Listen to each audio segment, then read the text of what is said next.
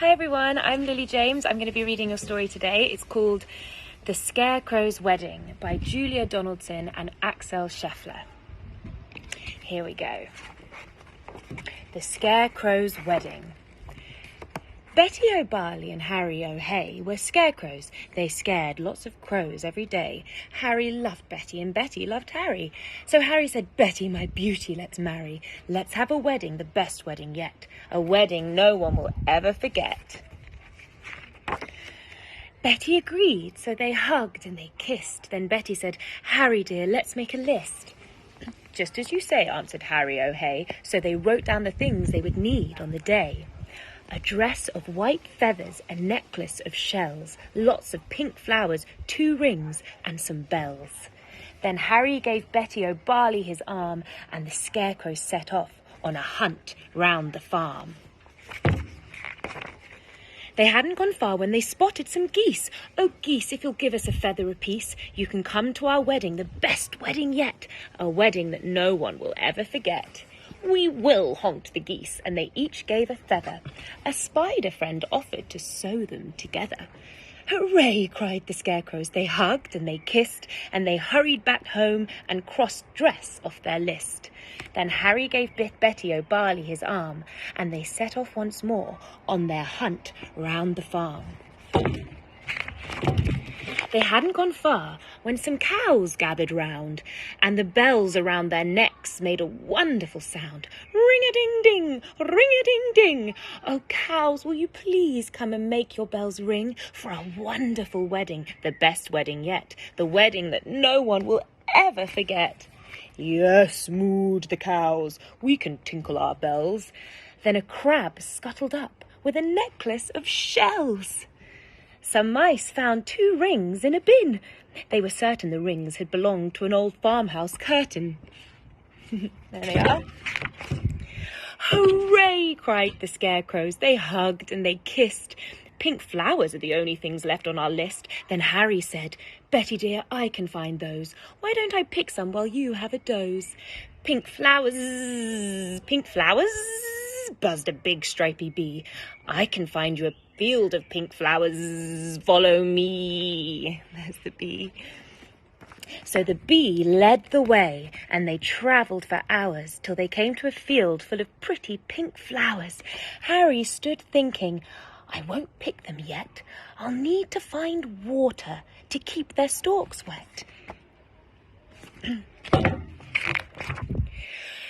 "Just follow me," croaked a lumpy old toad. "There's a lovely wet pool at the top of this road." They climbed up the road. It was terribly steep. "I'm tired," said the toad. So they stopped for a sleep. Early next morning they came to the pool. "This water," said Harry, "is beautifully cool. But now I need something to carry it in, a jug or a vase or a cup or a tin." "I think I can help," said a small, squirrely snail. "I can show you the way to a very fine pail." So the snail and the scarecrow set off on their way. But the snail was so slow. It took more than a day. Betty was worried. What's happened to Harry? Where is the scarecrow I'm planning to marry? The farmer came by with a frown on his face, and he made a new scarecrow to take Harry's place. "Good day," said the scarecrow. "I'm Reginald Rake." He took Betty's hand and gave it a shake. "Together," he told her, "we'll make a fine pair. You're really quite pretty, apart from your hair." Then he jumped in the tractor and told her, "Hop in. I'm a really fast driver. Let's go for a spin." But Betty said, "No, I must wait for Harry. He is the scarecrow I'm going to marry. We're planning our wedding, the best wedding yet, the wedding that no one will ever forget." Reginald laughed. "He'll be waiting forever. Forget about Harry. I bet he's not clever."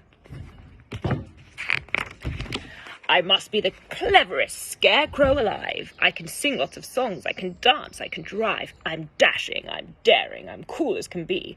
I can even blow smoke rings. Just watch me and see.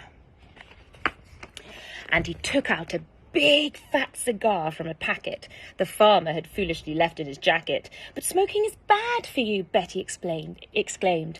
Really, you ought to be feeling ashamed. Don't be a fusspot, said Reginald Rake. My smoke rings are staggering, make no mistake. He struck up a light and he tried hard to smoke, but straightway started to splutter and choke. What happened next was completely unplanned.